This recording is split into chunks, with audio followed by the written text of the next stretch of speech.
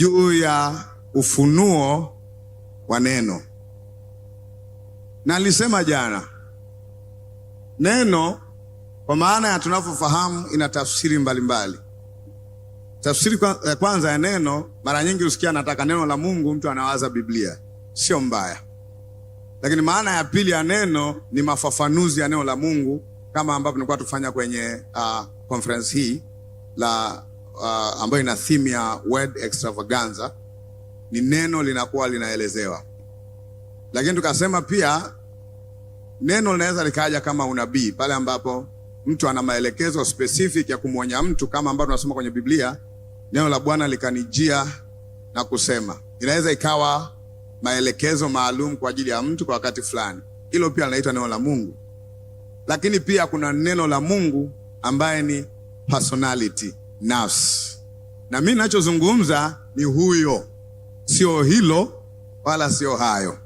Nikasema essence au maana ya haya yote matatu niliyosema, kwa maana ya Biblia, kwa maana ya mafafanuzi ya Biblia, kwa maana ya maonyo yote na maelekezo, ni kila kitu kipoint kwa huyo neno ambaye ni Kristo. Kama tunaweza kuona mambo yote tusimuone Kristo, bado hatujaona kitu. Narudia tena, kama tunaweza kuona mambo yote tusimuone Kristo, bado hatujaona kitu. Nikamaliza kwa kusema hata utambulisho wetu ni matokeo ya kumjua yeye. Then nikasema jambo la msingi jana. Unaposoma Biblia, usisome kama vitabu vilivyoachana, kama makaratasi yaliyoko mahali. Biblia hii ni kitabu kimoja, ina ujumbe mmoja, ina lengo moja. Ukianza kutazama namna hiyo, itaanza kujipanga kwenye ufahamu wako. Na nikasema, tuiunganishe kwanza Biblia. Kwani kwenye Mwanzo mpaka Malaki kuna nini? Tukaangalia kanisa la kwanza walikuwa wanachambuaje. Kwenye vitabu vinne vya Injili kuna nini? Then tukaangalia nini ipo kwenye Matendo ya Mitume na kwenye nyaraka za mitume.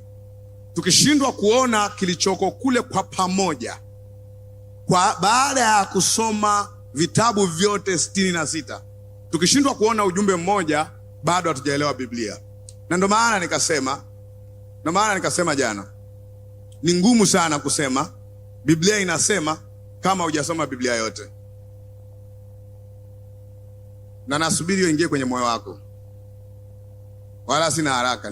Nikimaliza dakika 5 hata dakika 5 naweza lakini nataka hiyo uelewe kwamba kusema Biblia imesema na unamaanisha mstari mmoja, wewe rudi tu darasani, kama ambapo mimi na wewe tunatakiwa tuendelee kuwepo darasani. Amen. Kwa Biblia ikichambuliwa vizuri, tunapata kinachoitwa nini? Fundisho zima. Fundisho zima. Wanaita wholesome doctrine, not a piece. Lakini tuna changamoto ndugu zangu, na lazima niseme mbele ya baba zangu hawa. Tuna changamoto ambayo tunayo. Sisi tumezoea zaidi kwenye ufunuo wa mistari, wala hataki kujua hii habari ilikuwa inahusu nini. As long as tunaona kama tunaweza kuapply. Shida yetu kubwa, na tumekulia tukiwa shule ya msingi na sekondari, zamani tulikuwa na kinachoitwa my favorite verse, mstari wangu wa kusimamia, mstari wangu wa maisha. Wala hatuangalii kama juu kuna nini, chini kuna nini. Na hiyo ni changamoto tulionayo. Mimi imeniloga muda mrefu, naendelea kutapika. Na nitafika mahali nitamaliza utapishi, ili niendelee kula vizuri. Kwa mfano, tukiwaambiwa kwenye Kutoka unakumbuka nini, hakuna mtu asiyekumbuka Kutoka 14:14. Nanyi mtanyamaza kimya, naye Bwana atapigania. Hakuna mtu anajali kwamba kwani ilianzia wapi, ilishia wapi.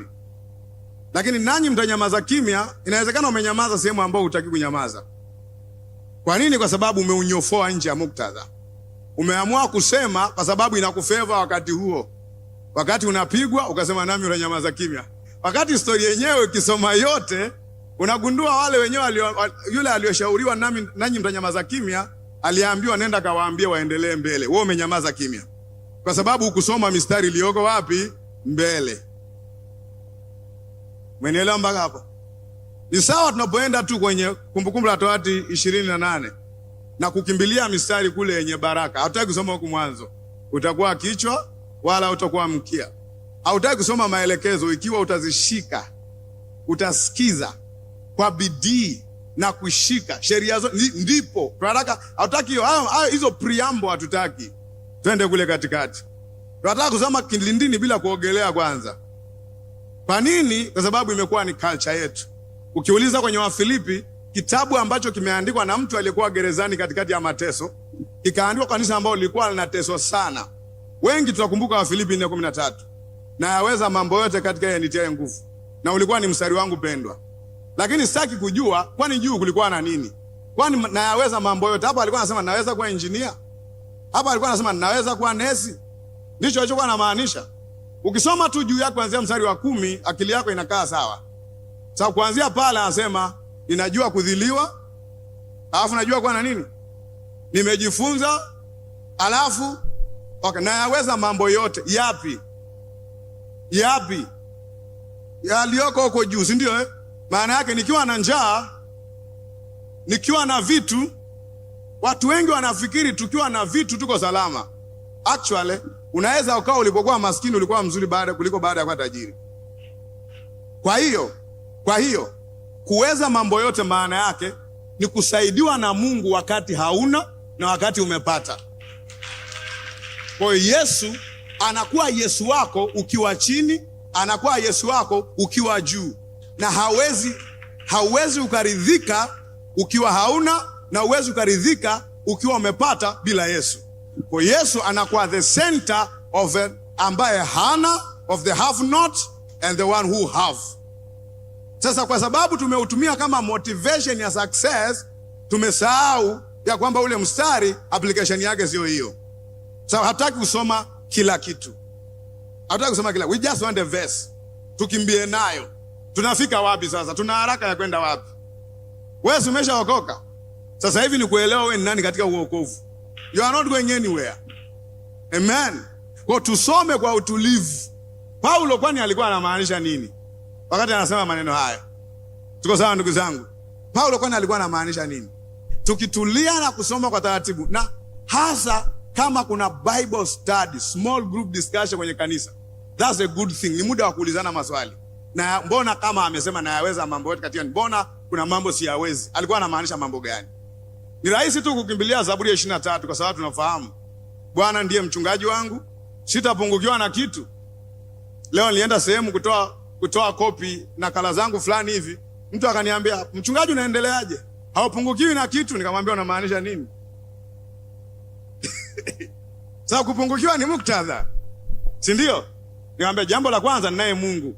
Hiyo ni jambo kubwa sana ambao watu wengi hawana. Je, unazungumzia upungufu kwenye nini? Bwana asifiwe.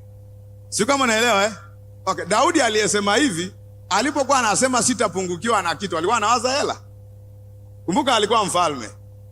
Alikuwa anawaza nini? Bwana asifiwe. Wangapi wamekasirika mpaka hapo? Kwa hiyo tukisema twende Mwanzo, ndugu zangu, ni rahisi sisi kukimbilia 1:26. Hautaki kujua 1 mpaka 25 inahusu nini. Tunafikiri ni kama Musa amevuta bangi akaanza 26. No. Nyaraka zile zinaitwa barua. Huwezi kuanza barua katikati. Huwezi kuanza barua katikati. Nisikilize, huwezi kuanza barua katikati. Unaletewa barua na mpenzi wako ambao mnatarajia kuona kesho kutwa. Mmeshavalishana pete. Mmoja ameenda Ifunda Iringa na mwingine yuko Dar es Salaam. Unaandika barua unatuma pale. Anaenda yule mpenzi wako anachukua mstari wa 16. Unaosema basi nimeamua tuachane. Unachukua huo mstari unazunga kwa wakwe. Unaenda kwa msimamizi wa nini yenu. Mnamaliza kila kitu kinavunjika, mnarudishwa na mahari. Baba mkwe anakuambia naomba hiyo barua uliotumiwa. Anachukua anasoma, salamu. Baada ya salamu, mimi ni mzima. Unaendeleaje mpenzi wangu, mahabuba wangu wa ubani? Lengo la kuandikia barua hii ni kujulia hali yako. Ya kama nikumisi sana na natarajia kukuona kabla ya siku yetu ya fungati. Kwa kweli, alafu unasoma yale maneno, unafika sehemu, lengo la kuandikia barua hii nyingine ni kujulisha kwamba yule kijana uliyesema niko naye, mimi siko naye. Kuna mambo ambayo tujaribu kuyasolve kabla ya kuja kwako yakashindikana. Mstari wa 15. Mstari wa 15 unasemaje? Nataka kusikia mstari wa 15 unasemaje? au niache? Mstari wa 15 unasema tukaanza kutatua migogoro yetu. Mstari wa 16, basi nikaamua tuachane. Mstari wa 17, ndio maana nipo kwako, nasubiri siku yetu ya fungate. Hakika wewe utakuwa mwanaume wangu wa kwanza. Ndoa imevunjika. Kijinga kabisa. International Pumba Producer and Supplier. How did you say that? Kwa nini umefika? Kwa nini? Kwa sababu we really don't care about kwani mwandishi alikuwa anamaanisha nini. Na ukweli niwaambie ndugu zangu, nimesema mwanzoni jana, kwa heshima kabisa, kama tusipoheshimu usomaji wa hii Biblia, hakuna revival tutakayopata. Hakuna ndugu zangu. Hakuna kabisa. We have to respect how we read this. Changamoto ya Wayahudi na Yesu ilikuwa ni hiyo hiyo. Ndio maana maneno yake yalikuwa ni hamkusoma. Na anapoambia hamkusoma, vitabu anavyo. Hamkusoma pale, wametumia neno lililomaanisha mlikuwa mnapita kwa haraka. Hamtaki kutulia pale. Hamtaki kujiuliza maswali. Baba yetu anajiuliza maswali. Haya maswali ndio ametusaidia sisi kuja hapa. Kuna vitu ameanza kuviwaza. Ukiogopa kuwaza utaondoka hujafanya kitu kwenye ulimwengu. Lakini akaanza kufikiri, kwa nini tusifanye hivi? Kwa nini tusifanye hivi? Kwa unaposoma Biblia usiogope ikikuchallenge. Usiogope ikikuchallenge. Amen. Nilikuwa nawaambia watu juzi, hata dhambi ya Adamu huwa hatuijui vizuri kwa sababu tuna rush. Tunaona matunda tu, maepo. Hivyo kila epo Mungu anasikiaje yani? Yaani Mungu ana mind kila epo. It's not about apple. Usipoelewa kosa la Adamu, hata kosa lako hutaelewa. Utasema tu Adamu alitenda dhambi na sisi tumetenda dhambi na sisi, lakini huwezi kuelewa dhambi yake ilikuwa ni nini. Kula apple, mbona tunakula tu? Na Mungu hata asikii kama jasho linamtoka. Kwa alikuwa nini? Angalia usile, sio usile. Maagizo alikuwa nini? Udanganyifu ulikuwa nini? Nini ambacho alidanganywa? In fact, ukisoma kwa haraka, alichoweka Mungu, walichokiomba, alichomwambia Ibilisi na alichosema Mungu kwenye Mwanzo 26 inafanana. Sasa udanganyifu ni nini? Sasa Mungu akasema na tumfanye mtu kwa sura na mfano wetu. Maana yake nini? Watu wanaofanana na nani? Hiyo ni kitu kibaya. Si ndio tunasemaga alivyo ndivyo tulivyo katika ulimwengu huu? Kwani Adamu na Hawa aliambiweje? Mungu anajua ya kwamba siku mtavokula mtafanana naye. Mbona kitu kile kile? Mungu ni wapi? Kuna tofauti kubwa sana kati ya uongo na kweli. Kuna uongo ambao ukiuona unafanana na kweli kabisa, lakini ndio unaitwa udanganyifu. Huwezi kudanganya. Mimi siwezi kuja kudanganya hapa kwa kuja na Qur'ani, utanikimbiza. Ibilisi alianzaje? Hivyo Mungu alivyosema. Hapo alianzia na nini? Alianzia na alichokisema. Ogopa sana kama unajua tu alichokisema Mungu na ukielewi. Ogopa. Sasa kweli alisema hivyo. Alafu mbona alidanganywa na anajua neno? Shida ya Wayahudi na Yesu ilikuwa ni nini? Ni Biblia hawakuwa nayo. They have the same books. Vitabu vile vile. Lakini wanasomaje? Mwambie jirani yako wanasomaje? Kuna namna ya kusoma. Kuna namna ya kusoma ambayo leo naweza nikaonyesha namna moja. Amen. Namna moja. Shida yake ilikuwa ni hiyo. Hamkusoma? Mbona mmehukumu hawa wanaokula masuke? Wakati wa Sabato wanaokula nini kwenye masuke wote wa Sabato? Mbona hamkusoma? Wanasema hii tulipita haraka hii. Ya kama Daudi aliingia kwenye hekalu. Akala mikato ya onyesho. Ambao anayetakiwa kula ni kuhani tu. Mbona amekula? Sasa hiyo mbona amepita shwa? Wakamuuliza swali juu ya talaka. Musa akasema hapo mmeanzia Kumbukumbu la Torati 24. Mmenyofoa mstari kama wanafanya leo sisi. Sisi kanisa la leo ndio tunaongoza International Nyofozi Ministry. Sisi tunaongoza kwenye hiyo. Akauliza, mmeanzia wapi? Kumbukumbu la Torati ngapi? 24 mstari wa 5. mmesoma ilivyokuwa hapo mwanzo? Yesu akamwambiaje? Lakini hapo mwanzo haikuwa hivyo. Ndio maana jana nikasema, ndugu zangu, hatuwezi kuelewa ufunuo tusipoelewa mwanzo. Naomba niseme kitu, sisi wote hapa ni watumishi wa Mungu kwa level tofauti, kwa nafasi tofauti. Naomba niseme hivi. Nitawapa mfano mmoja. Kama uwezi kufundisha 666 kutoka mwanzo, huijui 666. Hata niko tayari kwenda nyumbani nikishia hapa. Ninasema hivi, kama uwezi kufundisha 666 kutokea mwanzo, huijui. Nikwambia kwa nini? Kwa sababu aliyekuwa anafundisha 666 hiyo ambayo tunaita namba ya mnyama, yeye alikuwa anachambua mwanzo mpaka Malaki. Hii revelation ameitoa wapi? Tuko mpaka hapo? Tuko mpaka hapo? Nikikuuliza kitu, ni mistari mingapi imeandikwa 666? 666. Mingapi? Usiogope. Ni ngapi umesoma? Mmoja. Okay. Kama ni mmoja, huku kwenye Agano la Kale wameitoa wapi wakapata mstari mmoja? Na ndio maana hata 666 hatuielewi. Ukijua kwamba hatuelewi, kila mtu hapa ana brandi yake ya 666. Hatuna 666 moja.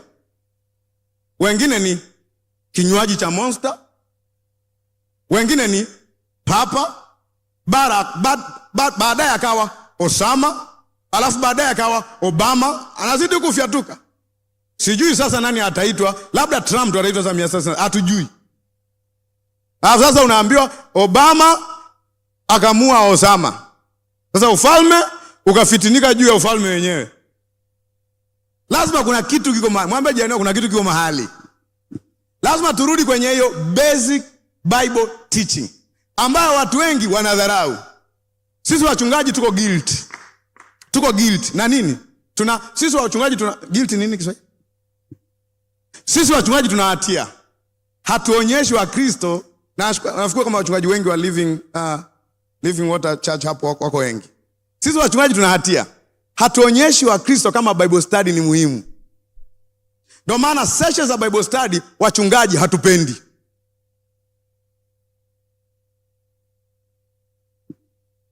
Meze vizuri hiyo. Pamoja na makanisa yanayosimamia, ninapenda seli. Ninapenda jumuiya. Ninapenda group discussions. Pale ndo nawajua Wakristo hawajui nini vizuri. Pale ndo mtoto mdogo ananiuliza swali, baba, kwa hiyo unamaanisha Mungu anajua yote? Ndiyo. Mtoto wa miaka 8 anakuuliza kwenye seli. Sio hapa mbele, hamna mtu anatuuliza swali hapa. Kwa hapa niko na relax. Kwenye seli naulizwa, baba, unamaanisha kwamba Mungu anajua yote? Ndiyo. Kama anajua yote, alijua kwamba wanadamu atakosea? Ndiyo. Kama anajua kwamba, kwa nini aliweka mti, kwa nini hajaondoa? Ndio akili itakaa vizuri. Utarudi kwenye Biblia kwa heshima. Mtoto mwingine akaniuliza 18, 8 years old. Akanikalisha kwenye 18 akaniambia, baba, umesema ya kwamba Mungu anatupenda? Nikajibu ndiyo. Sasa unajua majibu mengine unajiweka kwenye mtego. Alafu swali la pili, kama anatupenda, kwa nini basi alimruhusu shetani amguse Ayubu? Uko hapa na somo lako la Jumapili. Hauwezi kujibu hilo swali. Lazima urudi kwenye Ayubu 1, baba alisema jana. Ayubu 1, nani alisema? Fred jana alisema Ayubu 1 mpaka 42. Uone hapa 1 kulitokea nini, 42 iliishaje. Lakini niwaambie ukweli. Kwa mfano kwenye kitabu cha Ayubu, tunafahamu Ayubu 1, 2, 3. Wengi actually tunahisi Elifasi Mtemani, Shomari, Bildadi, Shofari na Bildadi, na wale wanne tulijua kwamba wale ndugu walikuwa right kumkosoa Ayubu. Tunajua hivyo. Tunaona wanavyomnanga na sisi tunaungana nao kumnanga Ayubu. Ndio maana wengi tukiruka, hatusomi yote, tunaruka tunaenda 22, 21. Inasemaje? Hiyo sina hela ndani, sina mafanikio, tunapenda hiyo. Inasemaje hiyo? Mjue sana Mungu ili uwe na amani, ndipo hayo mema atakapokujia. Unajua nani alisema? Huyo hakusema kama fundisho, alisema kumnanga Ayubu. Ambe hivi vimeo vyako humjui Mungu. Soma juu, anamwambia wewe umewavua nguo walio uchi. Haya nao kupata ni kwa sababu wewe ni mzembe. Akamwambia wewe mjue sana Mungu. Alafu anasema ndivyo jua litakavyokuakia, ndivyo mambo yatakayobadilika. Ayubu ananangwa na sisi tunamnanga pamoja na yeye. Mbele yake atusomi mpaka 33, 32 nafikiri. 32 anatokea kijana mmoja machachari. Sio kama mimi, inawezekana kama mdogo kuliko hivi. Anaitwa Elihu. Elihu wa Kristo wengi hawatumjui. Unajua kwa nini? Hatujawahi kufika 32. Hatujawahi kufika Ayubu 32.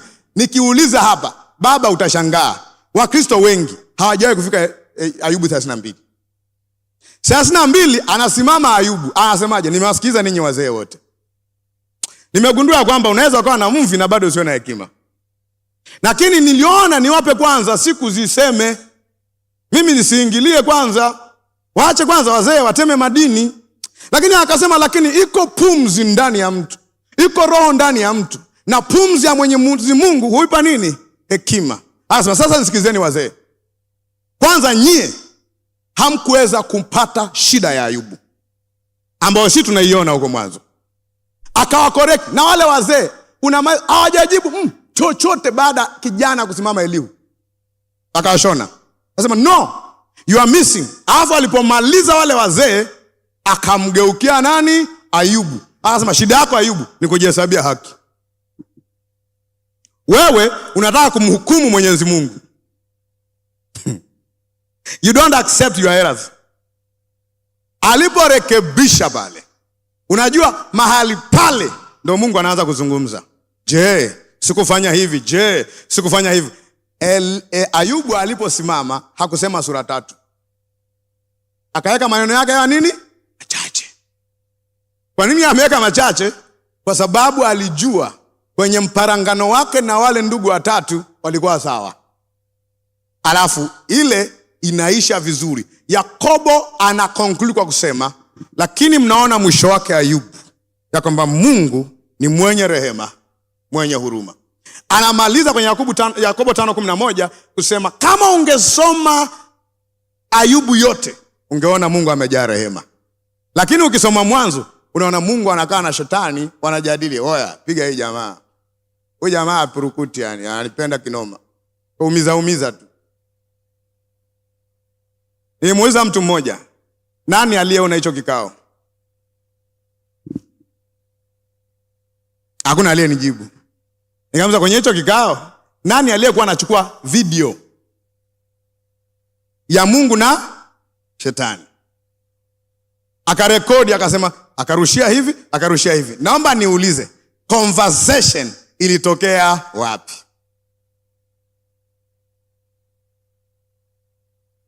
Alafu niulize sasa, kwani majaribu huwa yanatoka wapi? Ukishajibu swali la majaribu yanatoka wapi, utagundua mazungumzo yalikuwa wapi. Umetulia sasa eh? Sasa mimi na enjoy sana Wakristo wakitulia. Yaani mnapozidi kutulia ndio Roho analipangia madesa. Sasa ndio kwa tulivu. Kwa hiyo inaomba niseme haya. Kwa hiyo ndugu zangu, ninataka kurudi pale pale. Don't abuse this book. Basi. Kama utanisahau jina langu, utasahau nilipotoka, utasahau kabila langu, lakini nimewaambia hiki kitabu usikichukulie poa. Hichi kitabu tuanze kusoma. Tena sio kwa kufungua mistari hivi. Abracadabra. Tuko wapi? Isaya 6. Inasemaje mstari wa kwanza pale? Uzia na alimuona Bwana. Immediately Uzia wako inabidi afe. Utaki kuelewa Uzia na ufunuo unahusika gani? Uzia alipokufa na alimuona Bwana. Kumbe hiyo ni timeline tu. Ni muda tu naelezwa ya kwamba mwaka 2020 na ngapi Magufuli alivyofariki nilipata kiwanja. Hiyo ni timeline. Ni tarehe. Hakusema kwamba Uzia ndiye alikuwa anazuia mtu asipate ufunuo. Hakuna mtu anaweza kuzuia wewe usipate ufunuo. Ufunuo ni swala la moyo wako na Mungu. It's not about a personality. Unaweza ukawa umefungwa gerezani na mafunuo yana flow. Unaweza ukawa uko chini ya ulinzi na mafunuo bado yapo. Muulize Paulo wakati anapelekwa na wale askari wanazunguka naye, yeye alikuwa ana operate kama vile hajashikwa. Anaambia nimesema hakuna mtu atakayepotea hapa. Alishindwa kuprofesai kwa sababu alikuwa ameshikwa. So it's not about a personality. Haikuwa juu ya mtu. Amen. Sasa kwa nini nasema haya? Sisemi kwa challenge. Nasema ili turudi kwenye proper Bible study. Sasa wakati tunataka revival, inaomba niseme humbly kabisa, wakati tunataka revival, tuhakikishe hiyo revival ina kibebeo. Tuhakikishe haya matukio, miracles, signs and wonders, ina kibebeo. Kibebeo maana yake nini? Neno lililofafanuliwa vizuri. Isipofafanuliwa, watu wataanza kutoa mapepo, alafu watajihisi wako huko mbele. Hawaelewi utaratibu. Wataanza kusoma Biblia kwa sababu watu wanawaamini. Watasoma Biblia ovyo ovyo. Na Yesu hataki isomwe ovyo ovyo. Naomba niende mahali kidogo. Luka 24. Kwa sijafungua mstari wote mpaka sasa hivi. Luka 24 mstari wa 25. Amen. Wangapi wanaelewa jamani? Let's just start reading it again. Amen. Juzi niliwaambia watu sehemu fulani wakati nafundisha, ndugu zangu, hata kama huelewi Biblia, isome tu. Isome tu. Amen. Just read it. Siku nikija hapa nikusomee Elia 5 mstari wa 2 inasema, na haipo kwenye Biblia yako. Siku nisije nikakwambia Biblia inasema jisaidie nami nitakusaidia, na hakuna mstari kama huo. Nisije nikakudanganya, wewe unajua, unauliza iko wapi? Siku nikasema Biblia inasema kila nafsi itaonja mauti, na hiyo nimeshanukuu Qur'ani. Hapo nimenukuu Qur'ani. Kwa kusemaje? Biblia inasema kila nafsi itaonja mauti. Hamna mstari kama huo kwenye Biblia. Amen. So we have to go deeper learning it. Kwa hiyo Bwana asifiwe. Luka 24, twende 24-25. Kwa Yesu akawa anaongea na wale watu wawili, Klopa na mwenzake, wakati wanaelekea Emau. Na kwenye discussion yao walikuwa hawajamtambua kwamba huyu ni Yesu. Yesu alipowauliza mnaongea nini? Wakaanza, wewe ni mgeni hapa mjini, hujui mambo yaliyotokea hapa katikati. Huyo Yesu ambaye utajia, akaanza kumuelezea Yesu. Imagine mtu anakuelezea mbele yako, alafu anachoelezea ni OP. Vipi unasemaje? Kuna kijana mmoja anaitwa Shemeji Melaeki bwana, yule anajifanya sana. Nini? Mke wake anaitwa Grace, kumbe anaitwa Neema. Na anatazama pale. Yesu akasema mstari 25, enyi msio fahamu, wenye mioyo mizito ya kuamini nini? Yote waliosema manabii. 26. Je, haikumpasa Kristo kupata mateso haya na kuingia katika utukufu wake? 27. Akaanza kutoka Musa. Unajua Biblia yako imeandikwaje mwanzoni? Kitabu cha kwanza cha Musa kiitwacho Mwanzo. Kwa akaanza kutoka Musa na manabii wangapi? Wangapi? Akafanya nini? Akawaelezea katika maandiko machache, mawili, matatu, baadhi ya maandiko, katika maandiko mangapi? Yote. Mambo yaliyohusu mambo mtambuka tu. Mambo yaliyomhusu nani? Yeye mwenyewe. Kwa basically Yesu alikuwa anaweza kusoma Mwanzo na kusema mnaniona? Kwenye kanisa la kwanza, hati ya kwanza ni uwezo wa kusoma Genesis na kumuonyesha Yesu. Narudia tena. Kwenye kanisa la kwanza, uwezi ukawa umeelewa Biblia kama uwezi kufundisha habari za Yesu kwenye Mwanzo mpaka Malaki. Amen. Sasa angalia, akaanza kutoka Musa. Angalia, ile neno akaanza ni msingi. Nilionyesha jana. Mwanzo ni mwanzo. Yesu mwenyewe Bwana wetu alianzia wapi? Mwanzo. Amen. Alianza kutoka mwanzo, akawaeleza katika maandiko yote mambo yaliyomhusu yeye mwenyewe. Alipofika kwa wale 11, nafikiri mmoja tayari alikuwa hayupo, si ndio Kwenye mstari 44, Yuda Iskariote ameshakula sukari yote, hayupo. Wakabaki wale 11. 40 anasemaje? 24:44. Nataka nikuonyeshe kitu hapa. Tusome wote. Kisha akawaambia wale 11, haya ndio maneno yangu niliyowaambia nilipokuwa nikali pamoja nanyi, ya kwamba ni lazima yatimizwe mambo ngapi? Yote niliyoandikiwa wapi? Katika Torati ya Musa na wapi? Na manabii na wapi? Na Zaburi. Kwa Yesu amesema kuna mambo nimeandikiwa kwenye Torati ya Musa, Tora, vitabu 5 vya Musa, manabii na Zaburi. Akasema mstari wa 44 ni wa msingi sana. Angalia alichosema 45. Angalia 45 anachosema. Anasemaje? Ndipo akawafunulia akili zao wapate kuelewa nini? Naomba niulize, maandiko gani hapo walitakiwa kuelewa? Mwanzo mpaka ambao leo tutaita nini? Agano. Jana niliwaambia kanisa la kwanza lilikuwa haliiti agano la kale, agano la kale. Lilikuwa inaita nini? Ambayo yuko inatenganisha Malaki na Mathayo, haipo kwenye kanisa la kwanza. Mwambie jirani yako haikuwepo huko.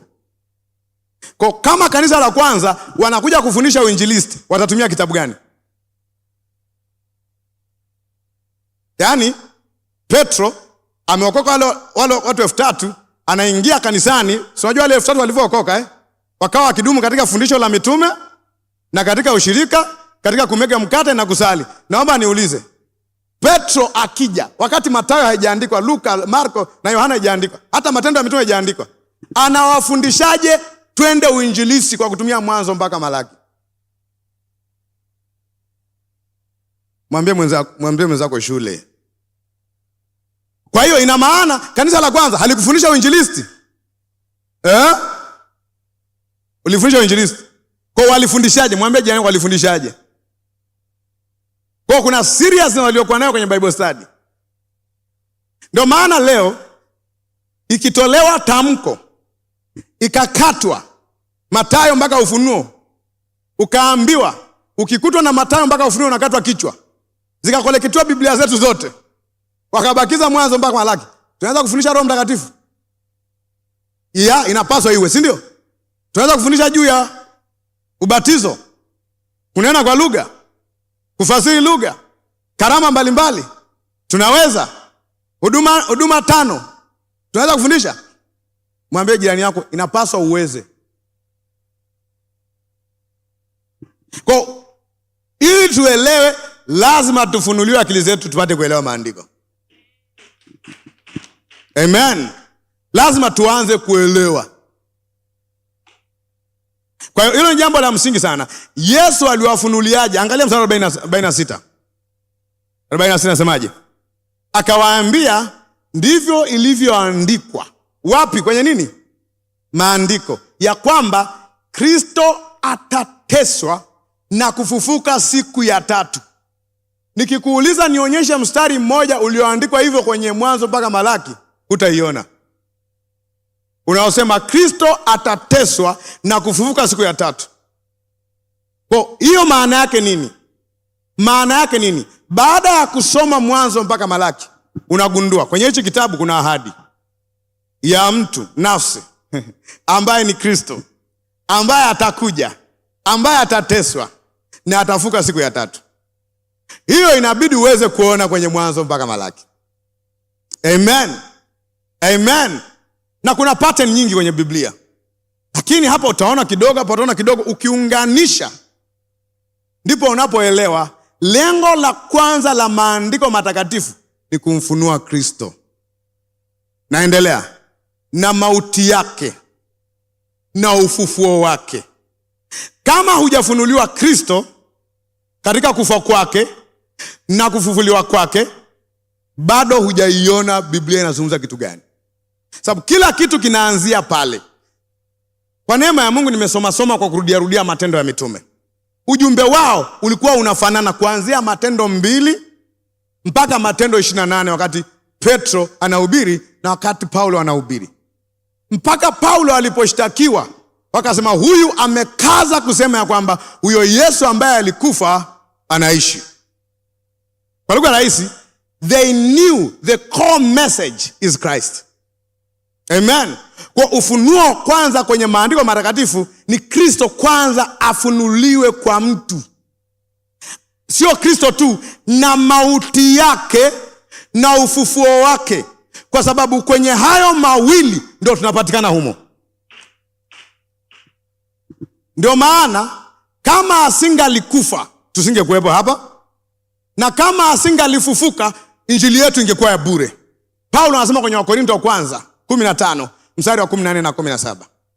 Anasema kama Kristo hakufufuka basi kuhubiri kwetu ni bure. Na kama Kristo hakufufuka basi imani yenu ni bure. Akasema kama Kristo hakufufuka mngalimo katika dhambi zenu. Kwa ufufuo wa Yesu Kristo has to be explained kwenye maandiko. Usipoweza kuelezea watu hataona. Amen. Kwa tayari tunaonyeshwa pattern namna maandiko yalivyosomwa na kanisa la kwanza. Namba 1, see Christ. If you don't see Christ, you have seen a crisis.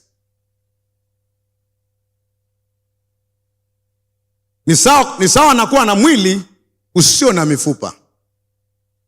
Jaribu uone. Hautasimama.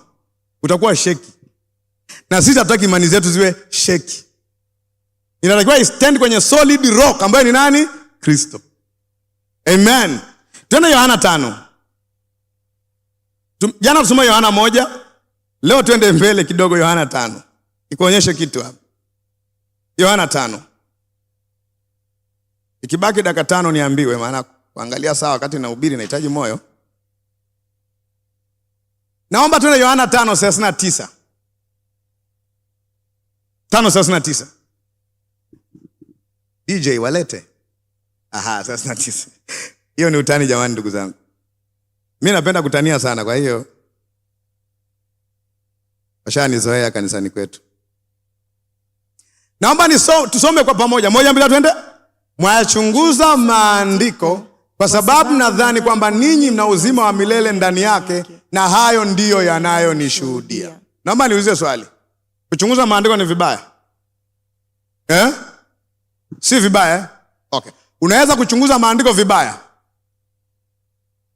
Issue sio kuchunguza. Muimbie jirani yako unachunguzaje. Yesu anasema katika kuchunguza maandiko, anasema hayo ndiyo yanayonishuhudia. Kwa hiyo Jesus is the testimony of scripture. Naomba nitafsiri Kiswahili ili wote tupate. Yesu ndiye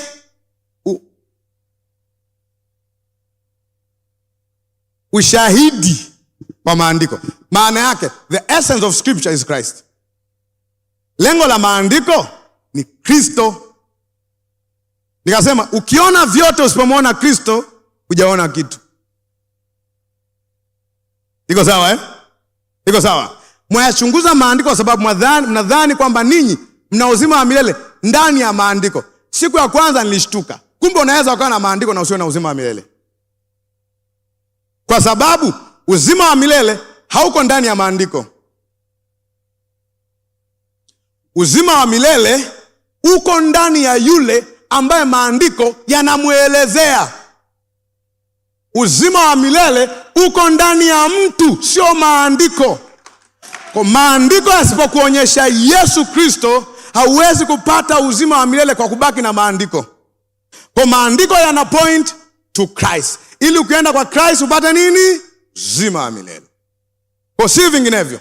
Kwa kazi ya kwanza ya kufunua maandiko ni kumfunua a personality, neno ambaye ni nani? Kristo. Usiogope usipoelewa leo. Andika tu vizuri. Mungu ni mwaminifu. Nitaendelea kuomba mpaka utakapoelewa. Amen. Sikuelewa pia siku moja, nilisoma. Nenda mbele anachowaambia mstari wa 40. Mstari wa 40. Inasemaje 40 ndugu zangu? wala hamtaki kuja kwangu mpate kuwa na nini? So basically, kama maandiko yakisomwa vizuri, Kristo ataonekana. Hamtaki kuja kwa nani? Yesu anasema hamtaki kuja kwangu ili mpate huo uzima. Amen. Kama issue ni uzima, unaweza ukapata uzima, unaweza ukaambiwa tafuta uzima nje ya Yesu, lakini hautapata. Sasa uzima upatikani kila mahali, uko ndani ya Yesu. Okay, naomba niulize, discussion ya Adamu, Hawa na nyoka,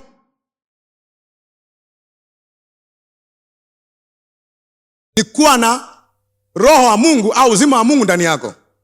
Nimeanzia mbali hivyo. Kwa hiyo kama discussion ilikuwa ni hiyo, maana discussion ilikuwa ni uzima basically. Kitu ambacho Mungu aliwapa bure, Ibilisi anawaambia tafuta kwa kumkataa nani? Mungu. Ni sawa na kumwambia mtu anaweza, ngoja nitumie lugha hii, anaweza kwenda mbinguni bila Yesu.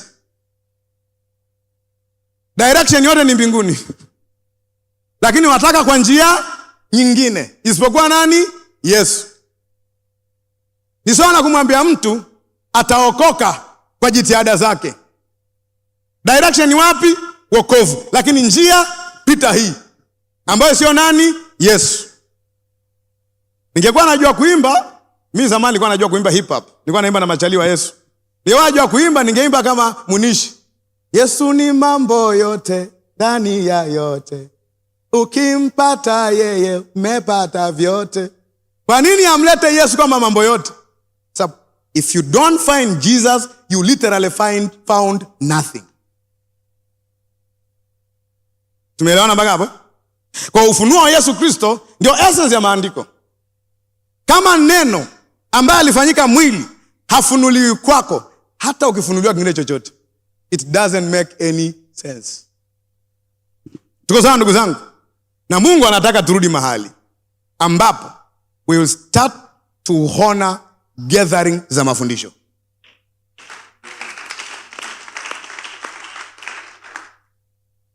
Ukisema seminar za mafundisho, we don't want to appear. Tukiwaambia jamani, leo kwenye seli, kwenye life center, kwenye jumuiya tutakuwa tunachambua kitabu cha Warumi, hautokei. Leo tutakuwa tunaombea uzao, rundo linajaa. Kwa sababu tunataka vitu kwa Mungu, hatumtaki Mungu. Ndio maana wakati mwingine watumishi wa Mungu tunaweza kugeuka waganga wa kienyeji. They want things of God, they don't want God. Tukisema leo itakuwa ibada ya breakthrough, everybody appear. Lakini tukisema ibada ya mafundisho, leo itakuwa na Bible study, every person disappear. You appear and disappear. Utaki kutokea ikiwa kitu ambacho kitagarimu attention span yako. Itagarimu kutulia na kuambiwa vitu vigumu. Na kuambiwa fungua mistari mingine 25. Fungua nao mstari. Tuangalie hapa. Tufananishe Biblia TKU, tufananishe na SUV, tucheki na habari njema. Utaki tuambiwe, tucheki kwanza amplified, alafu tukitoka amplified, utaki tuangalie na Biblia nyingi siku hizi, King James Version. Utaki hiyo, wasema unazunguka sana na maandiko. Sisi tunataka matokeo tu. That's not the Bible. Kuna wenzako walipata matokeo tu na walifika wawili Kanani. Na waliona matokeo. Hakuna miujiza ambayo tumewahi kufanya kwenye ulimwengu huu kama aliyofanya Musa. Lakini waliokoka wangapi? Wawili waliotoka nao Misri. Why? Kwa sio hii bila hii, ni vyote. Si ndio? Neno lichambuliwe vizuri, ishara zifanyike. Wakati fulani sisi watumishi tunavyo correct vitu tunakosea. Unataka kufundisha juu ya excellence, kama kanisa letu hapa liko excellent sana. I like it. Unaona? Kila mtu ana pay yake. Baba, hii ni kubwa sana. Hakuna kugongana. Kila mtu anampokea mtu wake na it's a very systematized church. I like it. Lakini wakati tunasema I like this standard, tusiseme yani kuombaomba tu. Maombi, usidharau hiki kwa kujenga hiki. Jenga vyote. jenga vyote. Tunataka standard, tunataka maombi yote. Wao ni watoto wetu wote. Amen. Tuko sawa mpaka hapo? Wakati tunamsifia Petro kwenye mlango mzuri, wakati ananyanyua kiwete, tusimdharau Yohana Mbatizaji ambaye hakuponya mtu yoyote. Kwa sababu Yohana Mbatizaji ambaye hakuponya mtu yoyote, hakufanya kitu chochote cha ajabu cha kushangaza, alishaukata kichwa. Yesu anasema hakuwahi kuwepo katika wazao wa mwanamke nabii kama huyu. Kwa standard ya nabii, mchungaji, mtume, do you point people to Christ kama Yohana Mbatizaji? Tukicheki content hiyo, unajua tunaweza tukawa na matumbo mengi, lakini matumbo yafanani. Tumbo langu linaweza likawa kubwa, kumbe sijala vizuri. Lakini kuna tumbo la mwanamke lina mtoto ndani. Tunafaunia content. Kwa tusiangalie tu matokeo. Nini iko ndani ya hayo matokeo?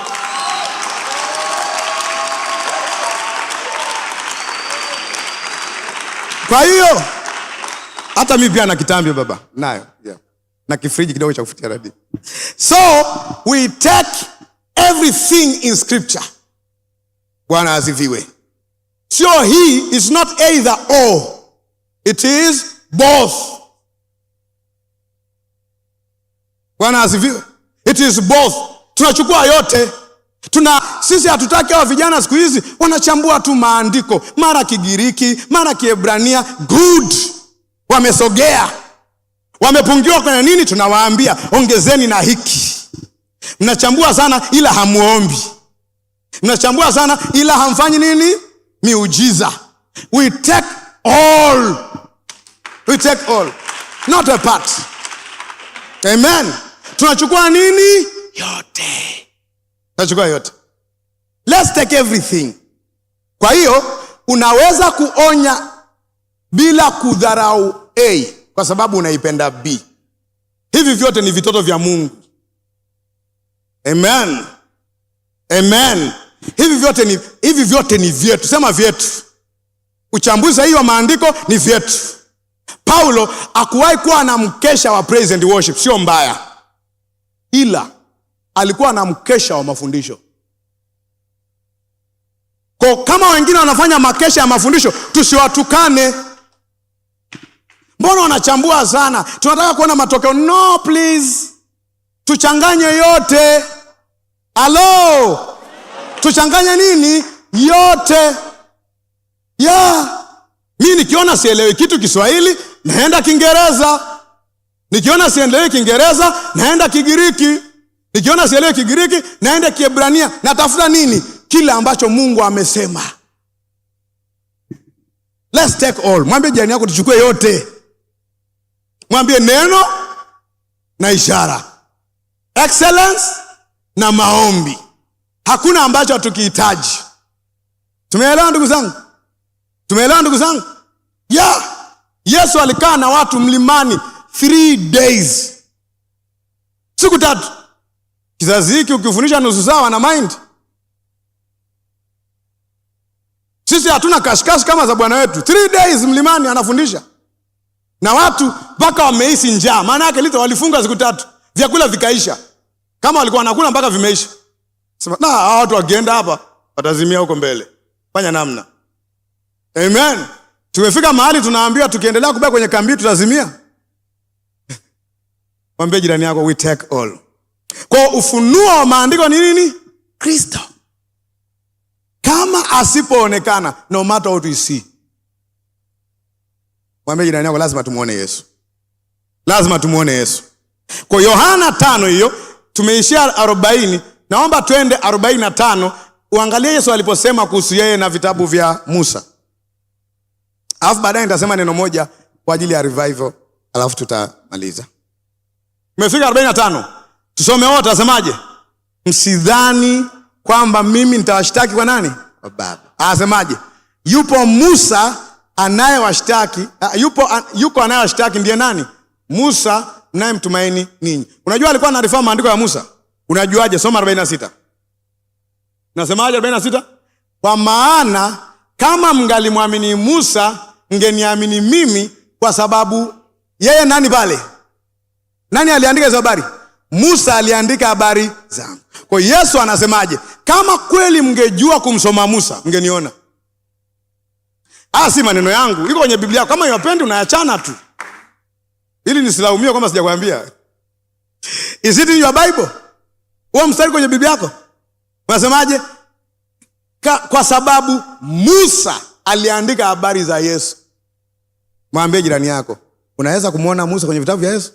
Unaweza kumuona Yesu kwenye vitabu vya Musa? Amekwambiaje? Unaweza kumuona Yesu kwenye vitabu vya Musa au Musa kwenye vitabu vya Yesu? Kwa anaonyesha essence ya kwanza ya maandiko is to show us Christ. Musa mwenyewe anatajwa aliyeandika Mwanzo 1. Hapo mwanzo Mungu aliumba mbingu na nchi. Anaambiwa yeye mwenyewe aliandika habari zangu. Nenda 47. Yesu anasemaje? Lakini, sema lakini, msipoyaamini maandiko yake, mtayaamini wapi maneno yangu? Naomba ni clarify kidogo. Ina maana Yesu mpaka hapo ana validate maandiko ya Musa. Anasema literally Musa hapingani na mimi, wala sijaja kupingana na Musa. Kwa Yesu anasema kama ukiisoma vizuri vitabu vya Musa, unapata imani kuelekea kwangu. Maana aliandika nini? Habari zangu. Iko sawa mpaka hapo? Kwa tayari kuna vitu ambavyo tumeonyeshwa. Kwa alipokuwa anawaombea, ambao ni maombi yangu mchana wa leo kama si asubuhi, ni kwamba kama Mungu akitusaidia jambo kwenye kizazi chetu, ni kuwa kama Luka 24:45. Ndipo akawafunulia akili zao wapate kuelewa na maandiko. Walielewa nini kwenye maandiko?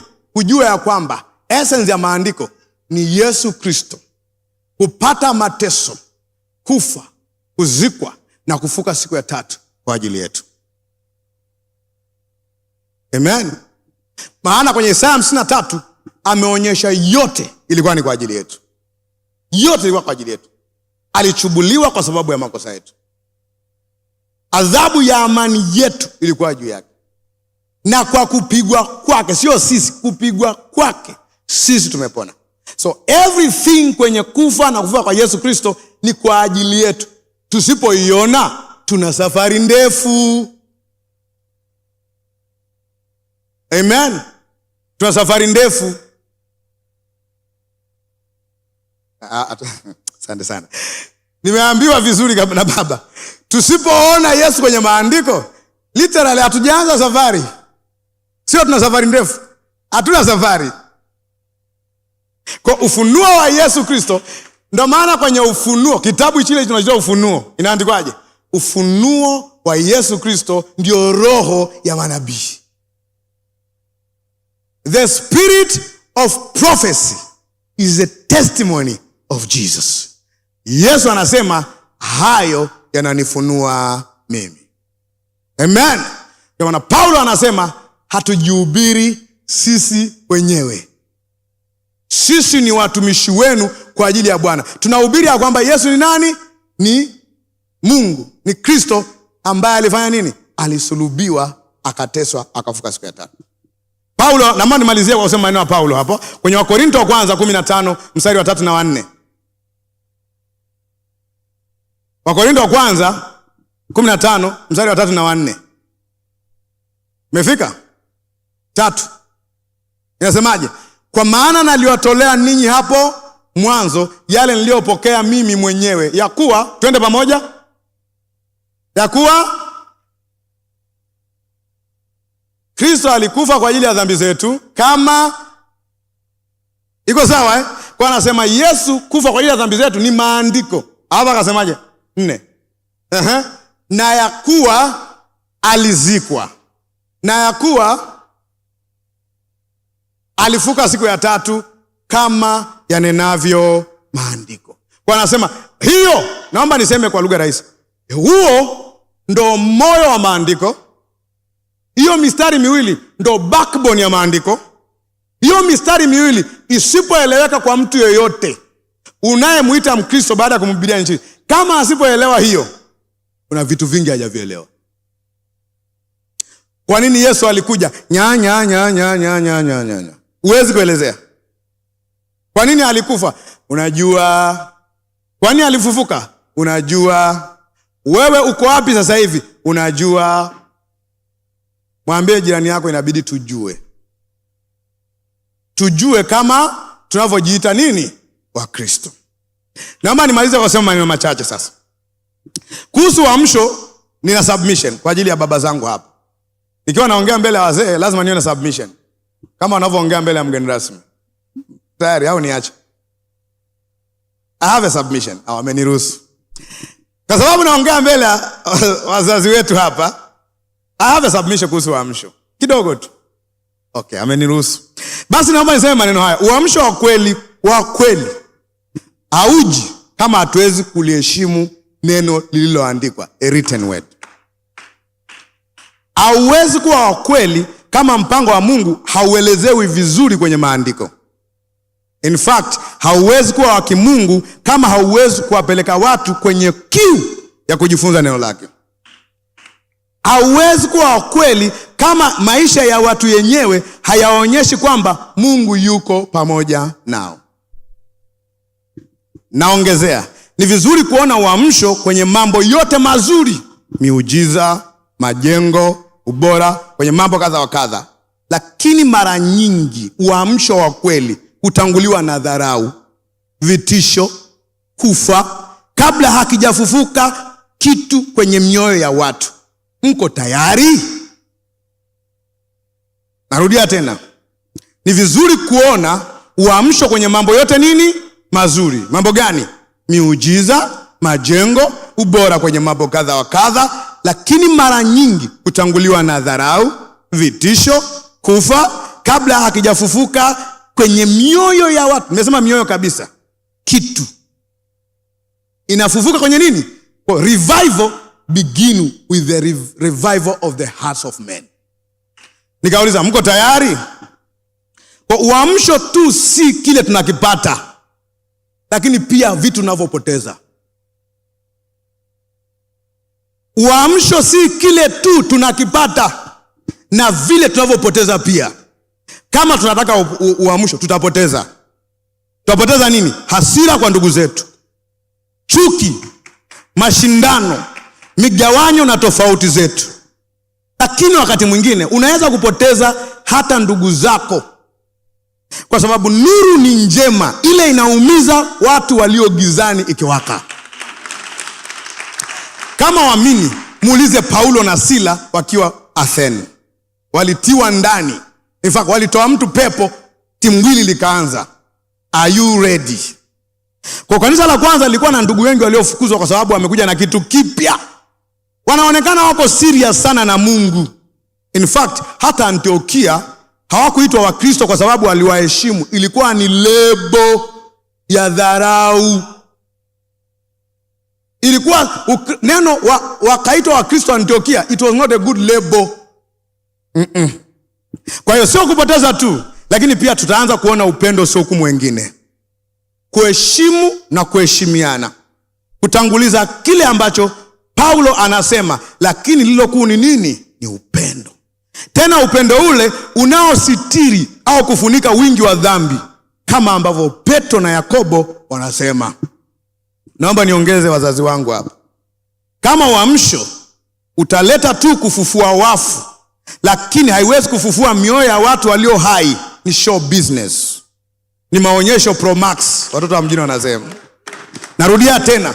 Kama uamsho utaleta tu kufufua watu, yaani tunafika mpaka tuanza kufufua wafu, lakini haiwezi kufufua mioyo ya walio hai, ni maonyesho. Are the heart of men really changing?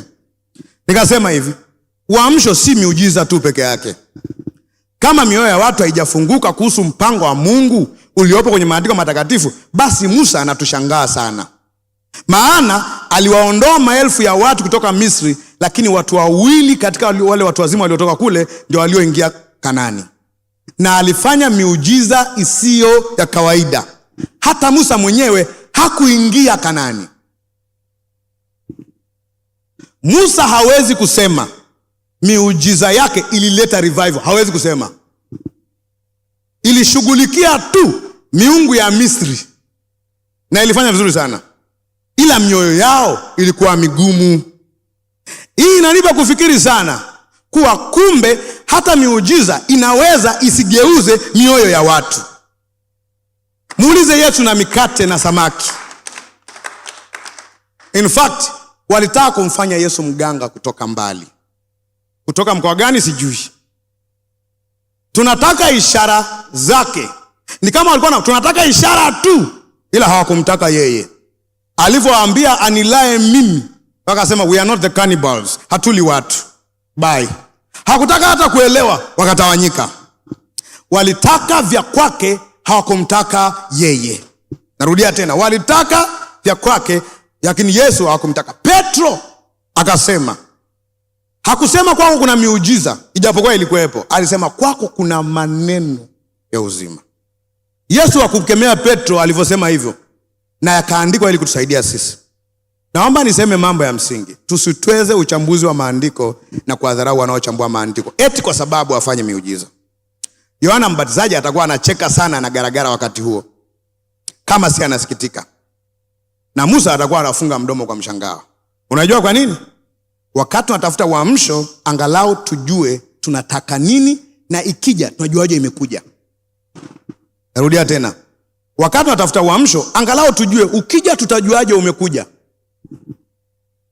Bwana asifiwe. Kwa hiyo ili tusiwe kama kanisa la Jangwani, tuwe kama kanisa la Matendo ya Mitume. Kanisa la Jangwani lilikuwa linasemaje? Summary ya kanisa la Jangwani ilikuwa ni nini? Ni watu wenye shingo ngumu.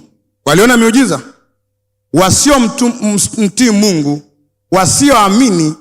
Paulo anaongezea, in fact Stefano, wasiotairiwa mioyo. Hiyo ni kitu kigumu sana kutaja kwa watu walio Jangwani, lakini alisema kanisa la kwanza lilikuwa na kitu cha msingi sana, upendo. Sema upendo. Sema upendo. Sasa niwape 2 points za msingi. Endeleeni kujipanga na mimi namalizia kujipanga hapa. Wachungaji walioko hapa ambao na wengine wanasikiliza, kama makanisa yetu mifumo yake ina vitu vifuatavyo, uamsho huko hapo. Endelea mbele. Jambo la kwanza, neno la Mungu linapewa heshima. Nimeelezea hivi vizuri Nimeelezea hivi vizuri mpaka waseme mmejaza Tanzania mafundisho yenu. A pastor has to be found teaching. Namba 2, pamoja na kazi za watu, sio wote hapa wanasema kama wachungaji, wana kazi zao, lakini watu mioyo yao inaamka kutaka kumtumikia Mungu. Tunamshangaa mkurugenzi anaenda uinjilisti. Daktari kama Luka anakuwa na fellowship hospitalini. Mkuu wa wilaya kama Erasto anakuwa na home cell au life center. Priscilla na Akila, unakumbuka walikuwa ni wafanyabiashara, lakini wana nini? Kanisa nyumbani mwao. Ona watu wanaamka kumtumikia Mungu bila kujali vyeo vyao, status zao. Mbunge yuko Dodoma ila ana seli yake Dodoma. Uamsho. Jambo la 3, utaona watu wanapendana. Kanisa la kwanza, watu waliuza mashamba yao ile kugawa. They were not forced. The revival transformed them. Wanatumia muda mwingi kuombeana kuliko usengenyana. Msisitizo wa kupendana pamoja na tofauti zetu unakuwa mkubwa.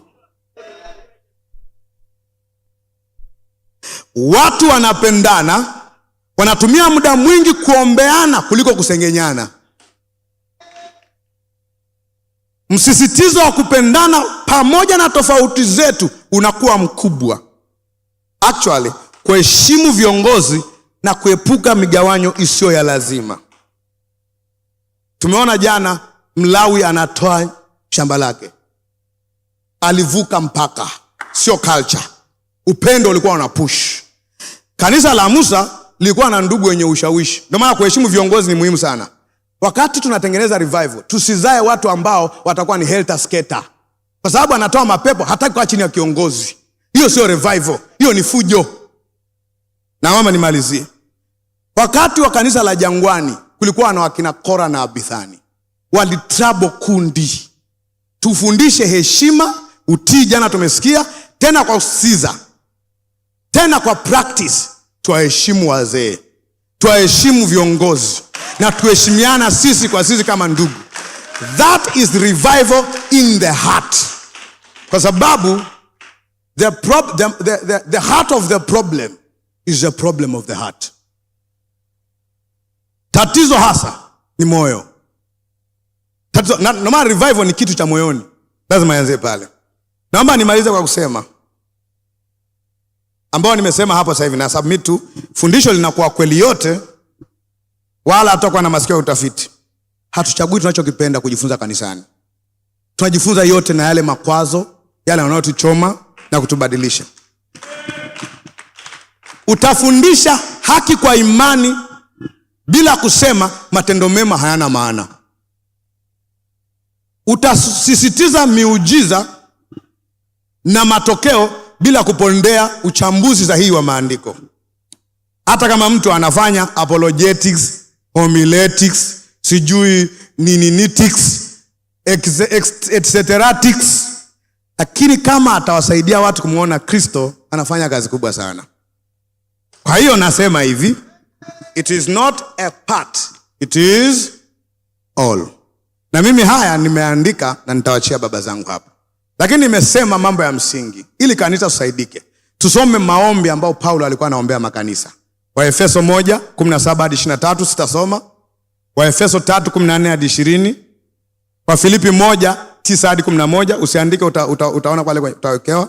Wakolosai 1:9-12. Wathesalonike wa kwanza 3:12-13. Wathesalonike wa kwanza 5:23-24. Wathesalonike wa pili 1:11-12 na Filemoni 1:6. Naomba nisome hilo ombi tu, na hiyo ni maombi yetu mafupi mchana wa leo, ili kwamba ushirika wa imani yetu ufanye kazi yake katika ujuzi wa kila kitu chema kilicho kwetu katika Kristo. Baba amewabariki sana. Bwana Yesu, nakushukuru kwa sababu umetupa nafasi ya kusikia neno lako. Unaendelea kutujenga na kutusaidia kila mmoja wetu kwa nafasi yake. Na naomba ya kwamba kila mtu aliyesikia maneno haya ayachukue kwa ajili ya kumjenga na kuona revival kitokea kwenye moyo wake. Mungu akiamsha vitu kwenye moyo wake, ili mwisho wa siku Kristo ajulikane na yeye atukuzwe ndani yetu, katika jina la Yesu. Amen.